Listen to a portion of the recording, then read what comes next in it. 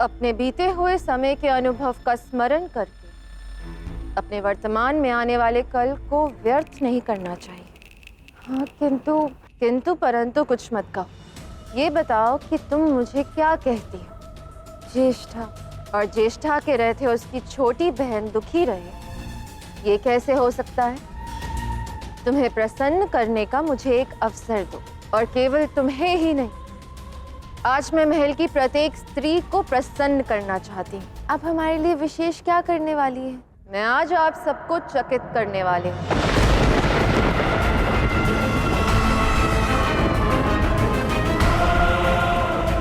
चिंता मत कीजिए, यह अनुभव आप सबके लिए अत्यंत सुखद होगा।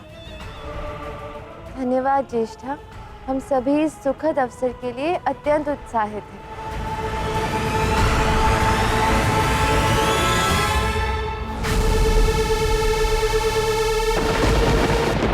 अलक्ष्मी के मुख पर जो प्रसन्नता दिख रही है, अवश्य उसमें कोई कुटिलता है।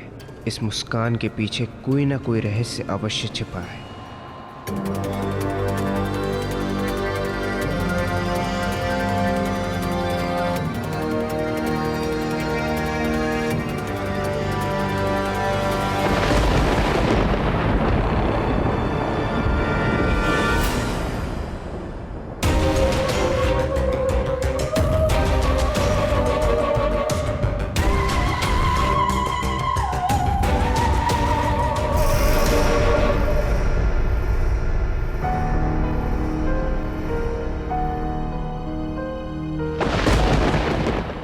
ये कैसे संभव है?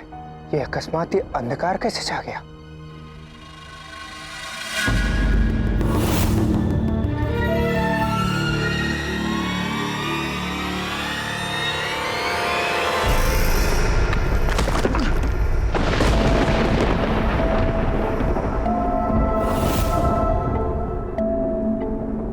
सांब,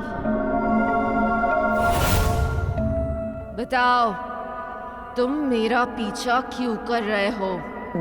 देखिए, आप सर्वप्रथम मेरे समक्ष आइए। मैं आपसे कुछ वार्तालाप करना चाहता हूं, इसलिए आपका अनुसरण कर रहा था।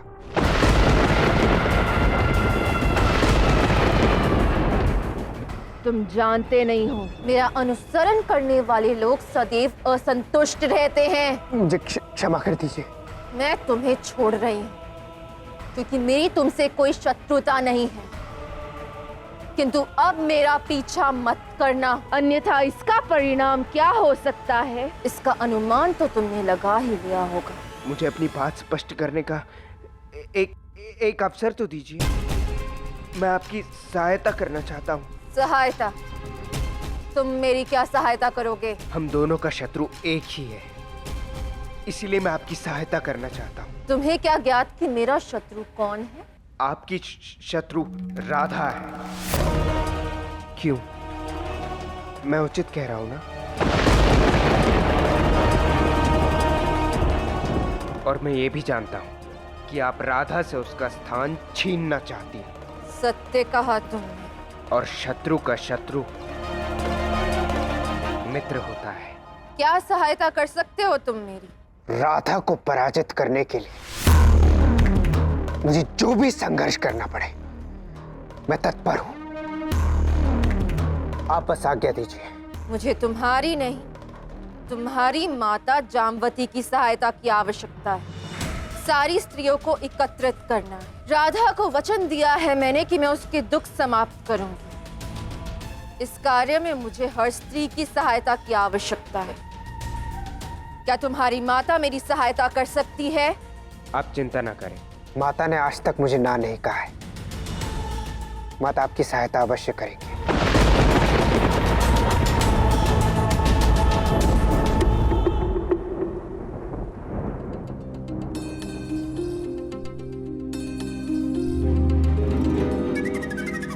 कृष्ण, मैं हास परिहास की स्थिति में नहीं हूँ। मुझे याद है तुम किसी विचार में खोई हुई हो। क्यों? हाँ,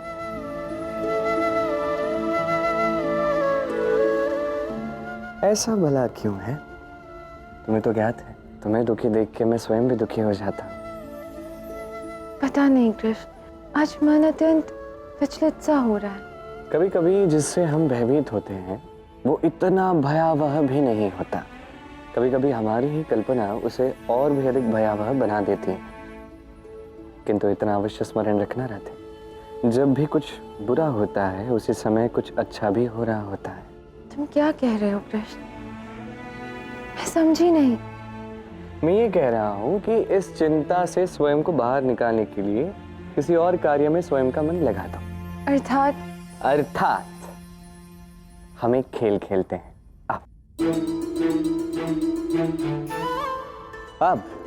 अब समझ लो, इस खेल के साथ साथ तुम्हें अपने हर प्रश्न का उत्तर मिलेगा। अब खेल कुछ ऐसा है,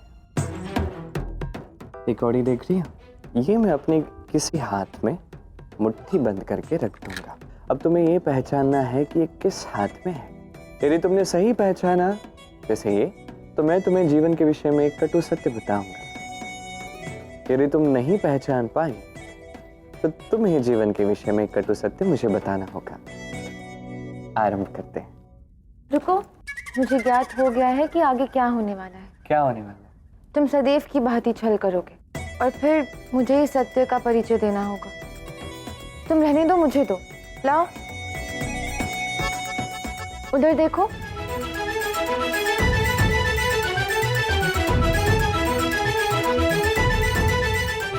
बताओ। ये एक बार पुनः सोच लो। सोच लिया।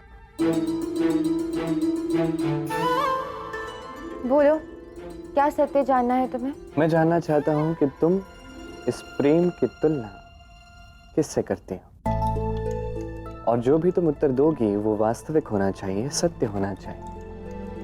कृष्ण के प्रति जो तुम्हारा प्रेम है, इसकी तुलना तुम किससे करती हो? ये कैसा प्रश्न हुआ कृष्ण? मैं इसका कोई उत्तर नहीं देने वाली, क्योंकि मैं तुम्हारी प्रेम की तुलना नहीं कर सकती। प्रेम के मापदंड का कोई परिमाण नहीं होता, वो तो अनंत होता है ना। हाँ, वो तो है, किंतु होता है ना कि कोई बहुमूल्य वस्तु हो। जैसे स्त्रियों के विषय में मैंने अधिकतर बार सुना है कि उन्हें आभूषणों से एक विशेष प्रकार का प्रेम होता है। मेरे लिए तुम्हारा प्रेम किसी भौतिक वस्तुओं से नहीं तोला जा सकता कृष्ण, भले ही कोई वो बहुमूल्य आभूषण ही क्यों ना हो। ये तो तुम्हें ज्ञात है ना।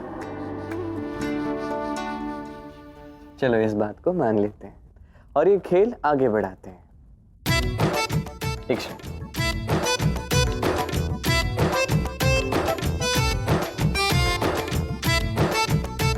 बताओ।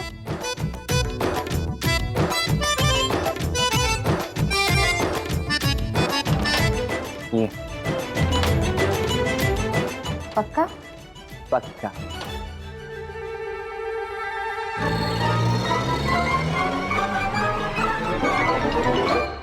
ये तो छल हुआ, मैंने तो इसे इस हाथ में रखा था। हाँ, और ये छल भी मैंने ही किया होगा। क्या बात करती हो राधा, मैं तो वहां देख रहा था और ये कौड़ी तो तुम्हारे हाथ में थी। तो अब जब मैं जीत ही चुका हूं तो मुझे सत्य जानना है।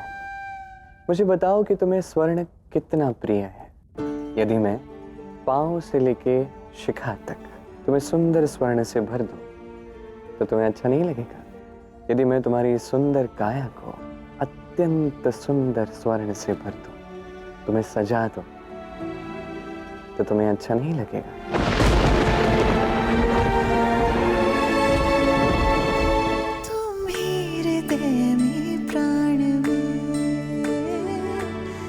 तुम तो भावुक हो गए कृष्ण। क्या मैं जान सकती हूँ कि ऐसी क्या बात है जो तुम मुझसे ये सब पूछ रहे हो? बस इतना जान लो कि ऐसे ही प्रेम के प्रश्नों के उत्तर जो है राधे, कब हमारे लिए प्रेरणा स्रोत बन सकते हैं, कह नहीं सकते।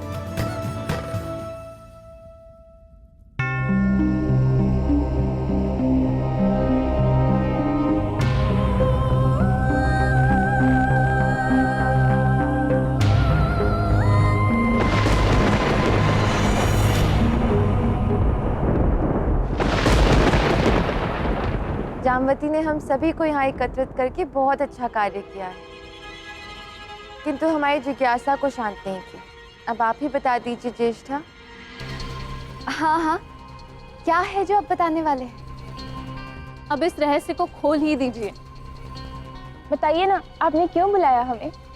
अब ज्येष्ठा क्या चाहती है ये तो ज्येष्ठा स्वयं ही बता सकती है। अवश्य, मैं आप सभी की अधीरता को भली भांति समझ सकती हूँ। क्षमा कीजिए, मैंने आप सबका अत्यधिक समय ले लिया। बहुत समय पूर्व की बात है, जब मैं दिन रात किसी के प्रेम में ध्यान मग्न थी। आप सबको मैं बता नहीं सकती कि मैं उस व्यक्ति से कितना अधिक प्रेम करती थी।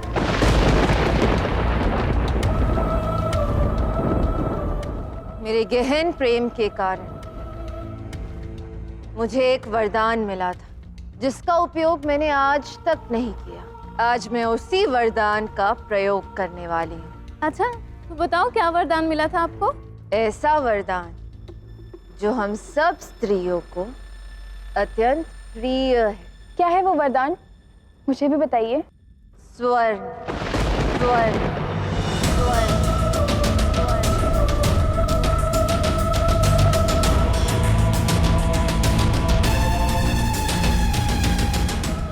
स्वर्ण? सत्य? मुझे अपार स्वर्ण का वरदान मिला है।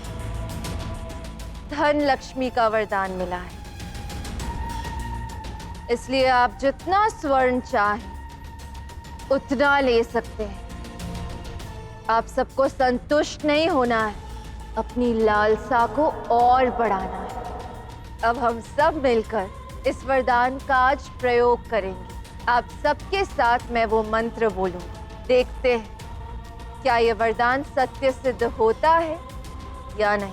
तुम्हारा वरदान अवश्य पूर्ण होगा। ज्येष्ठा, हमें इतने स्वर्ण की क्या आवश्यकता है? हम सभी के समीप अपने अपने आभूषण है ना, वही पर्याप्त है। ये क्या कह रही हो राधा? बिना मांगे ही हमारे मन की इच्छा पूर्ण हो रही है। हाँ, और यदि ज्येष्ठ जीजी हमें स्वर्ण देना चाहती हैं, तो इससे अधिक हर्ष की बात और क्या हो सकती है? श्री राधा, आभूषण प्राप्त करके किस स्त्री का मन प्रसन्न नहीं होता है ना?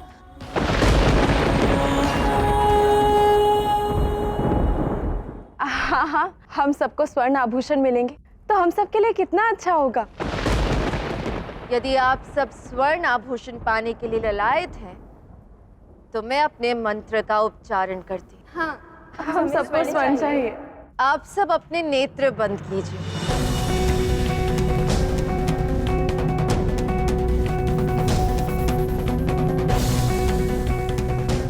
आप सब जितने भी स्वर्ण की कामना करना चाहते हैं कीजिए। मुझे 100 तोला स्वर्ण चाहिए।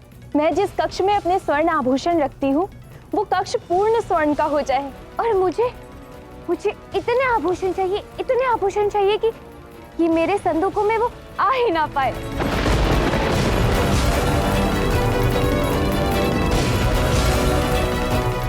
देवी जामवती, आप राधा से भी उसकी इच्छा पूछ लीजिए। कहीं वो संकोच में स्वर्ण ही ना मांग पाई तो मुझे अच्छा नहीं लगेगा। राधा, तुम भी कुछ मांग लो ना। हम सब चाहते हैं कि तुम्हें भी स्वर्ण मिले। राधा, तुम ये सुअवसर खो दोगी। जितना भी स्वर्ण मांगना है मांग लो। हाँ राधा, तुम्हें तो अवश्य ही स्वर्ण मांगना चाहिए। मांगो।